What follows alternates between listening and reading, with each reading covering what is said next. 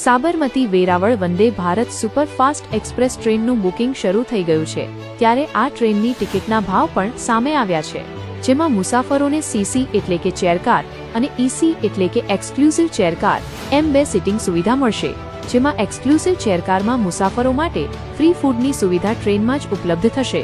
આ ટ્રેનમાં વેરાવળથી સાબરમતી જવા માટે ચેરકારમાં 1275 રૂપિયા, જ્યારે એક્સક્લુઝિવ ચેરકારમાં 2300 રૂપિયા ચૂકવવા પડશે।